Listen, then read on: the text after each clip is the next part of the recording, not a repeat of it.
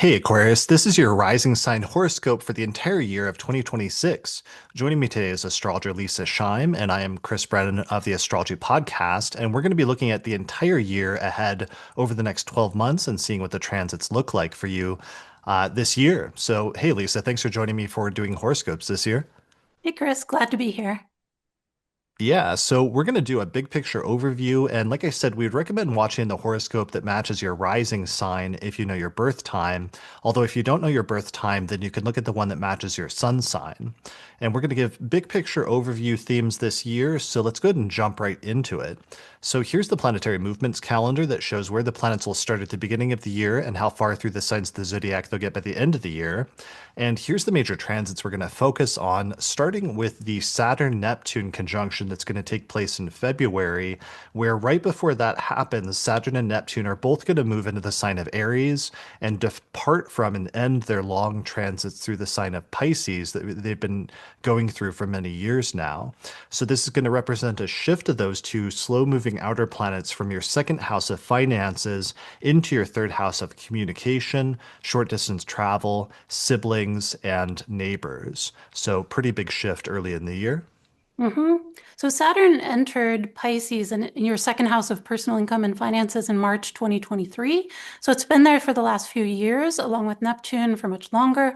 And so this is ending a phase in the beginning of this year where there might have been either greater constraint on your personal income or finances, or you might have had to focus more on your finances for some reason, or it might have been a time where you had even greater expenses going out and that you had to spend more money on. There might have also been more nebulousness around something financial during that time. So all of that energy is moving out of your personal financial sector. So that's really good news for a lot of people, I think, in terms of that area of life coming back more to neutrality. Yeah, absolutely. And having the alleviation of some of the challenges and obstacles and difficulties regarding finances that have been much more prominent, especially since March of 2023. Right. So those transits are now moving into your third house.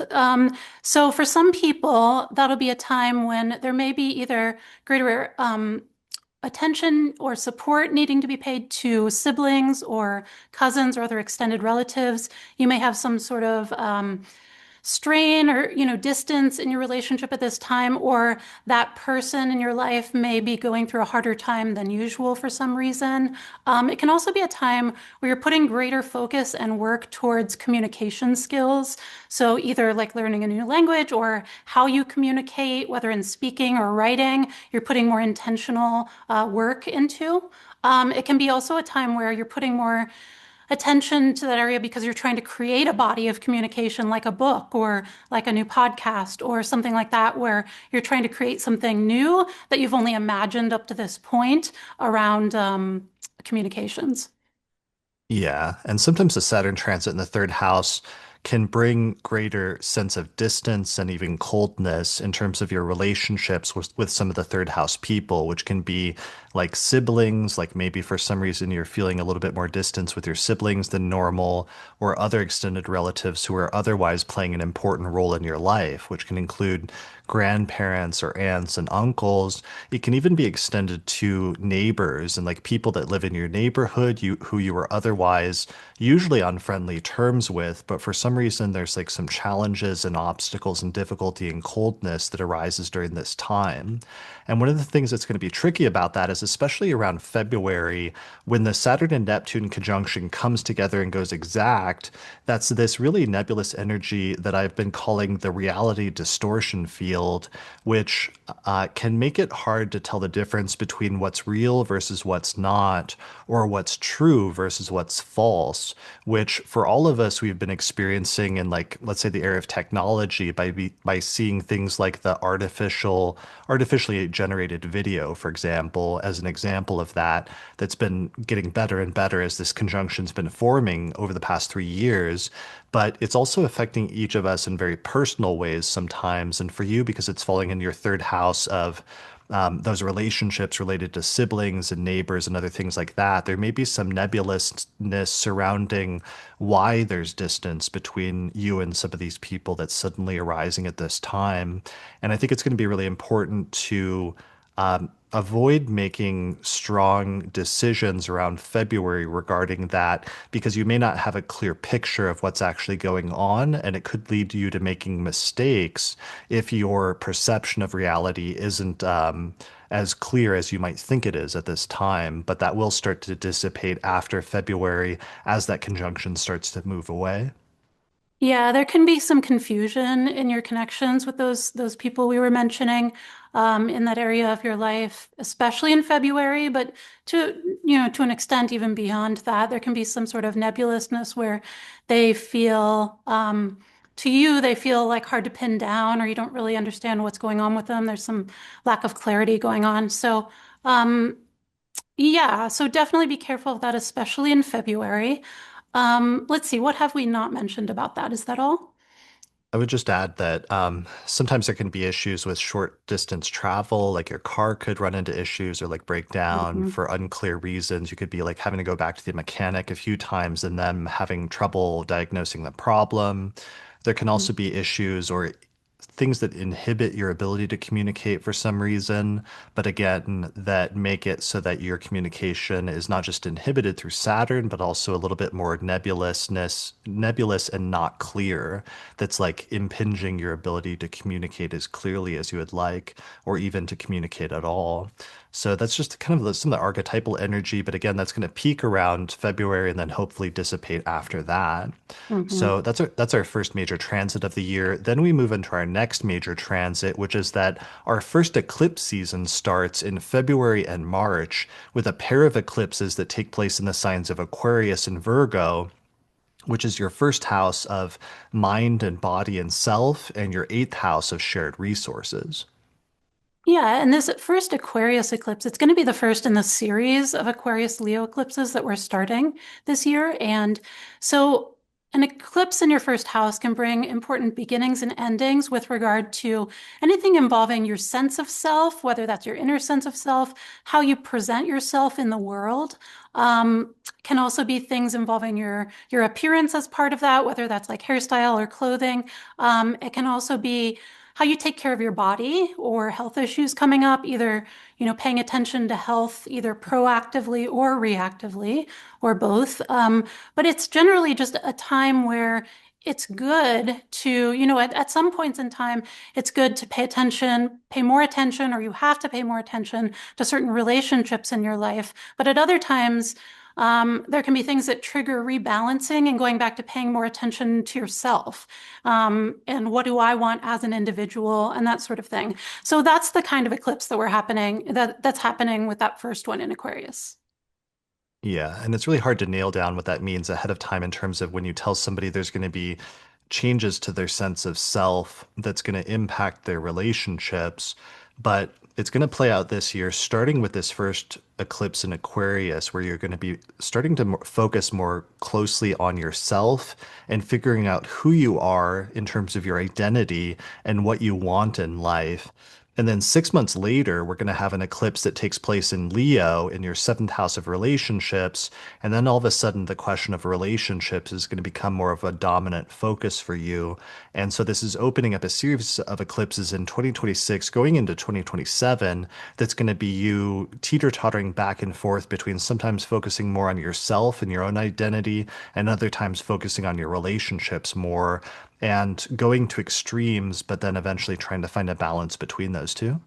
hmm Right. And then the next eclipse is going to be in Virgo, which is in your eighth house.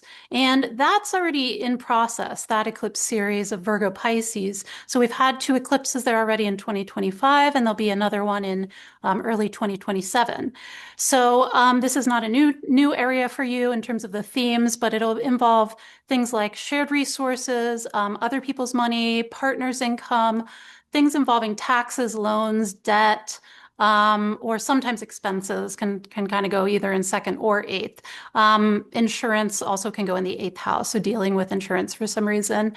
So there can be an important beginning or ending with regard to one of those topics, one or more of those topics in your life. It can be a time where there's a change in how you allocate your shared resources if you have a partner, either personal or business partner. It can be a time where there's changes going on in your partner's ability to make an income. Maybe they're changing jobs, like a job is ending, or they got a new job, and that causes you to sort of reevaluate like how you're spending shared income or sort of allocating that. Yeah, so this is the continuation of a series of eclipses that's just activating the financial sector of your chart, and we'll see one of them happening here that has to do with shared resources and other people's money becoming more prominent for some reason. And then 6 months later, we'll see one that hits that focuses more on your personal finances and some major beginnings and major endings when it comes to your own capacity for making an income and building financial resources in your life. Hmm. So, so that's our second major transit this year. The third one I wanted to get into next is that the planet Uranus, starting in April, is going to complete a very long transit through the sign of Taurus, where it's been since 2018 and 2019, and it's going to move into the sign of Gemini for the next 7 years, which is a movement from your fourth house of home and living situation and parents into your fifth house of children, creativity, romance, sex and sexuality, and also hobbies and fun and pleasures, basically beginning a long-term transit activating that sector of your life. hmm So Uranus has been in your sector of home, family, parents since 2018. There could have been a lot of changes with regard to either your home life, like where you live, or how you structure your home. There could be changes that were happening, kind of like radical changes in your parents' lives, or something about like your ancestry is like a sudden revelation. So that is almost through. There'll be one last little accentuation of that in February of 2026 when Uranus stations for the last time there in Taurus in your fourth house of home and family. And there'll be inner planets that activate that all month. Then it will move into your fifth house of things involving children, sexuality, things you do for fun in general, like hobbies, games, sports. And so there can be changes with regard to if you have children, they can be going through a lot of changes during this time. Sometimes it'll be like sudden or erratic. Um, they can be kind of branching out in new ways that you didn't expect their lives to go in that direction. And they're suddenly like, hey, I've just completely changed my career path, or things like that, if they're older children, for example. Um, it can be also a time where you change your attitude surrounding having children if you weren't sure yet. And also just like innovating around how you have fun, which could involve like technology in certain ways. Yeah, so lots of different options. Yeah, and with children, Uranus tends to bring this drive for like freedom and rebelliousness. So if you have younger children, they may go through like a phase of greater rebelliousness or like acting out or doing things more independently. And sometimes that can be kind of surprising or disruptive or upsetting. Other times, like you were saying, it's like if you don't have children or if you're a person that never planned on having children, sometimes having a Uranus transit through the fifth house can bring unexpected children, like coming out of nowhere, or something surprising about the topic of children that you hadn't anticipated. The fifth house, though, is also the house of like romance and sex and sexuality. And sometimes Uranus transits through the fifth house can be radical changes when it comes to your sexuality or sexual orientation or things like that that you don't anticipate or don't expect, where there may be maybe you've always done things a certain way or had certain interests, but all of a sudden you see your interests and the things that bring you pleasure in life like changing, and that there's this sense of newness, sometimes imported by like a new person or a new romantic interest who you hadn't had in your life before, that enlivens it with this greater sense of like freedom and innovation and broadens your horizons, but does so in a way that's quite unexpected. So that's one of the more positive sides of the transit. And then the final side is that that can also come through hobbies, and finding new things that bring you joy and pleasure in life, that are, in terms of like playing games or finding modes of self-expression or hobbies or things like that, that maybe you wouldn't have considered doing before, but that you just suddenly get really into and find that it brings this new level of excitement to your life that makes it more worth living. Definitely. Yeah, and speaking of the romance and sexuality piece, I just wanted to add that Uranus transiting your fifth can be have a lot of overlap with Uranus transiting the seventh of partnership, where it can bring new or different people that you're dating, people that were different than you've dated before, have a different background, sometimes age differences, things like that. It's a very experimental type of energy that comes to your romantic and dating life, where you're like, you also sometimes feel like, you don't have to commit to something for the long haul to be like, well, I don't know if this could work out, but let's try and see. Yeah, and it's also one that's hard for you to anticipate though, because it often is the thing that you either least expect or that you maybe previously couldn't have expected you yourself going in that direction, but then all of a sudden you do. So this is a long-term transit. We got a preview of it last year, starting in July when Uranus first dipped into Gemini for a few months, but then it retrograded out. But this year, starting in April, it's going to fully move into Gemini and it's going to stay there until like 2032 or 2033. So this is a long-term period of changes, but it's really important to start paying attention to some of the ones that happen early in the transit, because sometimes they can be signs of longer term changes that will dominate most of the next decade. Mhm. All right, so that's that transit. Moving on to the next one, the first half of the year, the planet Jupiter of growth and expansion and optimism is going to be transiting through the sign of Cancer, which is your sixth house of work and health, and indicating some positive developments in that sector of your life. But then starting in late June, Jupiter's going to move into the sign of Leo for the next year, and that's into your seventh house of relationships and partnership for the entire second half of 2026. So that transit kind of divides the year into two halves, like a first half and a second half. Definitely. And Jupiter went into Cancer in the middle of 2025. So this is the second half of that transit through your sixth house. So Jupiter transiting your sixth house can bring greater positivity and greater growth and optimism around your work or health spheres. It can be things like you have better relationships with your coworkers during this time, or if you need to hire someone to help you with work, whether that's like an actual employee or someone that does freelance work for you, or even things like hiring like a person that cuts your hair or things like that, that can also fall in the sixth house. It's a better time to find like good relationships around those types of things. Um, Good like working relationships.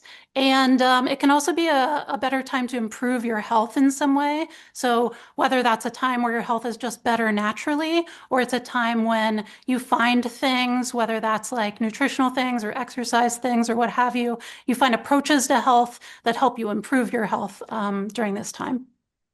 Yeah, absolutely. That's going to be really good opportunities in the first half of the year. And then in the second half, this is the first transit of three actually that keep pointing us in your life towards some major, in this instance, positive changes when it comes to relationships, because Jupiter going into your seventh house is just traditionally one of those transits that's represented as a year-long period in which you're having good fortune in the sector of relationships. So if you don't have any relationships, sometimes this can bring somebody into your life, which can be kind of new and exciting and optimistic. It can bring a greater sense of optimism to your life that maybe you hadn't had up until this point.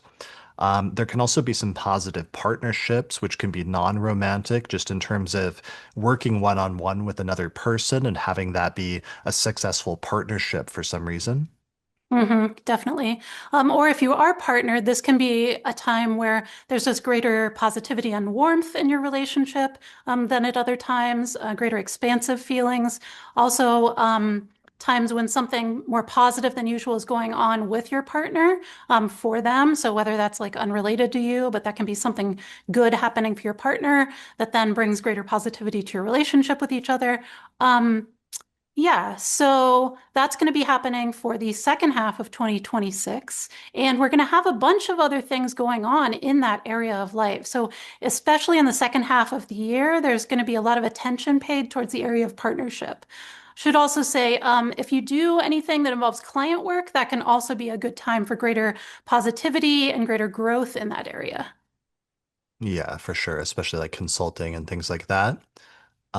So before we move on from this transit, one last thing that happens just before Jupiter leaves Cancer is that there's this very auspicious Venus-Jupiter conjunction that takes place earlier in June in the sign of Cancer, which will probably be really positive for things related to work and things related to health for you as a little temporary transit at the very beginning of that and the tail end of Jupiter in Cancer. So we noticed that because we were just researching and we just released our 2026 electional astrology report where we went through and picked out the most fortunate dates in 2026 using the principles of electional astrology.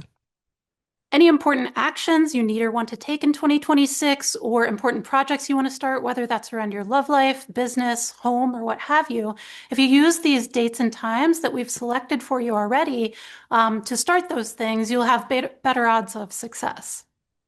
Yeah, so we've picked out at least 28 auspicious electional charts and dates for doing things next year, which can be used for business, your love life, or any major life events. And we have in each month an overview and forecast of the astrological weather that month and tell you not just the best dates to do things, but also the dates to avoid, because sometimes electional astrology is just as much about knowing which dates to avoid and like that there's a Mercury retrograde starting on this date or what have you, than it is on picking out the best dates to do things. So our report comes with a video report, an audio version of the same report, and then also an extensive written report as a PDF. And you can get it right now for $49.95 because we're running a launch sale where it's discounted 23%, but only this month because then in January the price is going to go up to $65. So get the report now at theastrologypodcast.com/2026 report. All right, so let's move into talking about the transits in the second half of 2026 for Aquarius rising, where the next one is we get into our second eclipse season, which happens in Leo and Pisces in August through early September. And this is a set of eclipses that's taking place in your seventh house of relationships, as well as your second house of money and possessions and personal finances. Right. So this Leo eclipse will be the first one that we experience, and that'll be bringing beginnings and endings or new chapters or closing off old chapters in the area of personal partnership or business partnership or other important one-on-one interactions. So for some people, that can be the beginning of a new relationship that starts when there's an eclipse in your seventh house of partnership. At other times, there can be an ending of a relationship at that time, or an ending of a chapter somehow, like an ending of an era in your partnership for some reason. It can also be an important event going on, an important happening with regard to your partner, just like the Jupiter transit. I do like that the Jupiter transit is happening at the same time because it kind of makes things lean more positively, especially for day chart people. If you were born with the sun above the ascendant-descendant axis, then this is more likely to be a time of greater positivity and change with regard to relationships. Yeah, so this eclipse happening in August adds on top of the Jupiter transit that already moved in there in June to your seventh house of relationships, but it brings this additional sense of weightiness that it's not just like a positive, optimistic Jupiter transit in your seventh house, but there's something really weighty and important that starts happening in the sphere of relationships and in the sphere of partnership for you at this point. And it's going to be part of an ongoing series and sequence of events that's going to play out over the course of the next year.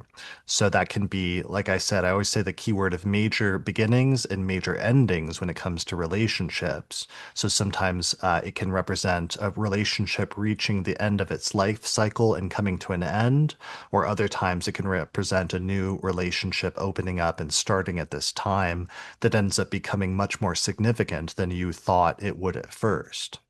So that's significant. And then the other eclipse in your second house is filling in the other side of that financial sector that opened up 6 months earlier when we had the eclipse that was in the eighth house of other people's money and shared resources. Now, all of a sudden, the focus is becoming on your personal finances and some major beginnings and major endings happening there in terms of your ability to make an income.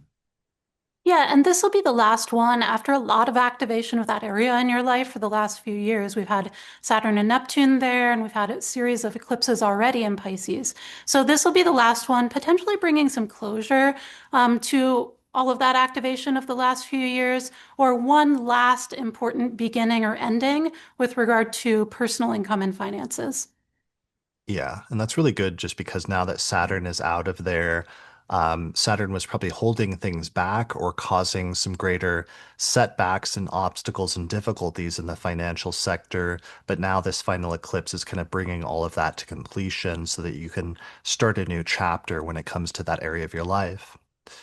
All Mhm. right, so that's eclipse season. It wraps up in early September. The next major transit we want to talk about is the Venus retrograde in Scorpio and Libra that takes place in October and November, which is starting in your 10th house of career, and then it's retrograding back into your ninth house of education, beliefs, and travel.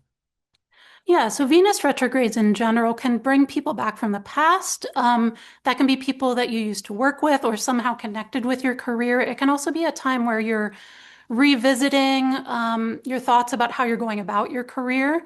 So that's retrograding first in your 10th house and then into your ninth house. And the ninth house involves study, education, long distance travel, potentially cross-cultural experiences, or belief systems. So the Venus retrograde may connect those two areas for some people with Aquarius rising, where for some people, you might be re-envisioning, do I need more education in order to move forward with my career path, for instance? That could easily connect those two areas of life for you. At other times, or for other people, it could be revisioning, like, do I want to do more teaching? Do I want to do more publishing with regard to my career? That can be another way where you're revisioning those things. Um, and you can also just be reconnecting with helpful people or people from the past in those areas of life. Yeah, it could also be taking an important trip for work, since the ninth house is the place of travel and the 10th place is related to your career. And what's important about this is you can actually get a preview of what this transit's going to be about and how it's going to activate that sector of your chart because this transit repeats almost exactly every 8 years. So if you think back to 8 years earlier in October and November of 2018, that was the last time Venus went retrograde in the same sector of your chart. Or 8 years before that would have been October, November of 2010. And sometimes there can be these echoes or repetitions through our life when the same transit hits the same part of our chart. And then all of a sudden we have this career sector and this education, belief, travel sector being activated at the same time. Definitely. Yeah, so that's pretty good. It'll be particularly positive for those with night charts, I think. If you have a night chart, that'll probably be experienced as really positive transit for career and education or travel or beliefs. If it's going to be, if you have a day chart, it might not be as significant to write home about. But in each instance, it will have this backwards looking orientation of either reflecting on the past or sometimes people from the past coming back into the present. Hmm. So, speaking of retrogrades, that brings us to our last major transit we wanted to talk about for this year, which is that the planet Mars, by the last quarter of 2026, is slowing down and getting ready to go retrograde itself in the signs of Leo and Virgo. And this transit doesn't fully get going because Mars doesn't actually station retrograde in Virgo until the beginning of January 2027. But already starting in September through December, Mars is slowing down and it's moving through the two signs that it will go retrograde in. And as a result of that, it's building up and creating this set of circumstances and scenarios that's going to play out over a 9 month period in the sectors of your chart, which are the seventh house of relationships and partnership, as well as the eighth house of shared resources. So, for some reason, it's creating some linkages between those two areas of your life, and it's getting ready for a long-term sequence of events that will play out from late 2026 into early 2027. So Mars retrogrades, retrograde cycles rather, they always start with you're starting out and you're putting some extra energy or effort into that area of life or areas of life, as the case may be here with two different houses. But then you're going to have to rework it going forward a few months into the future. And so looking at the last quarter of 2026, it can kind of give you some clues as to what's going to need to be reworked a little bit or redone in early 2027 in these areas. So for some people, if you have like a business partnership, for instance, this can be a time where you're on the one hand putting more energy or effort into working together, but also it can be a time where greater conflict or problems can come up in that working relationship, especially when it connects to how you share your resources, how you share profits, and that sort of thing, if that's relevant to you. For other people, it's going to be a personal relationship where there may be, on the one hand, you're putting more energy or effort into this partnership, but there can be like greater conflicts that come up at this time compared to other times in your relationship. Um, it can be also a time when there's greater problems coming up for your partner if you are partnered. Yeah, yeah. So this is the third transit already we've seen this year that's happening in the seventh house of relationships. So it's showing that there's just this continual focus on relationships that continues not just in 2026, but goes through into 2027. But with this transit, it kind of shows that everything is not just like rainbows and puppy dogs and things like that with like the Jupiter transit that started in June, but instead we've got some tensions that are starting to arise in the sphere of relationships at this time where there could be some strife or some obstacles or some difficulties that start to come up, and it's happening in the relationship sector, but it's also connecting it to the sector of the chart that represents your partner's finances or other people's money. So you need to exercise additional or extra caution during this time period, especially if you have a day chart, because there could be some disputes with a partner, whether business or romantic, over financial matters at this time.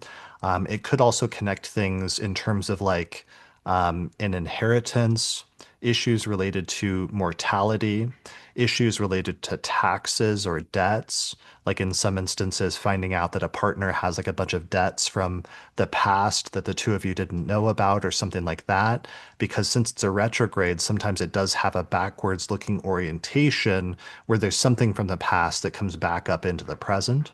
Right, for sure. And as if you do have conflicts or problems that come up more than usual during this time, um, you do, like you were just saying, want to be kind of careful or exercise some restraint around not adding to the potential conflict, but also knowing that whatever you're working out at this time will take a little bit longer. If you think you've kind of like figured out what you need to do, you may need to rework that in early 2027. And so that's what's really nice about knowing about that ahead of time is you can kind of get clues as to like what's going to, come up going forward.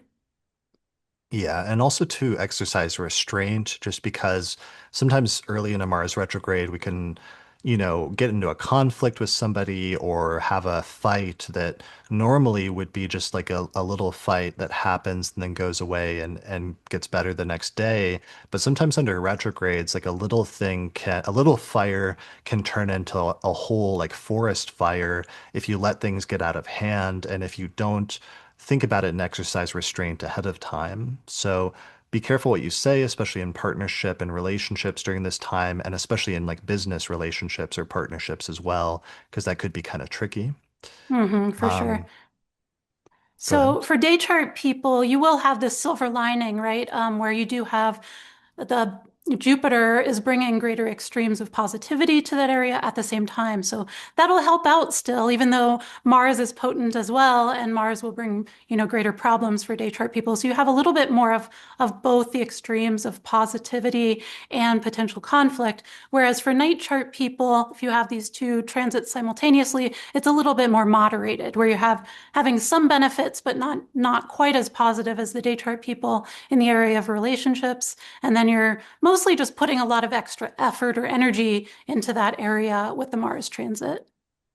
Yeah, absolutely. That's a great point that it's like the day chart ones is like it's like the best transit and one of the most challenging transits happening simultaneously. And they're roughly happening at the same time for almost a year too, because it's like Jupiter and Mars are there in the seventh house in the second half of 2026. And then both of them are still doing a lot of that through the first half of 2027, where we'll also continue to get eclipses that will move even more firmly into the first house axis of self and the seventh house axis of relationships. So it seems like some major stuff with relationships is on the horizon for Aquarius rising in 2026 and 2027. But that's starting to take us into, see, we're already, the gravitational pull of us thinking about 2027 is always already pulling us towards doing a horoscope for these guys for 2027. So maybe we need to pull ourselves back.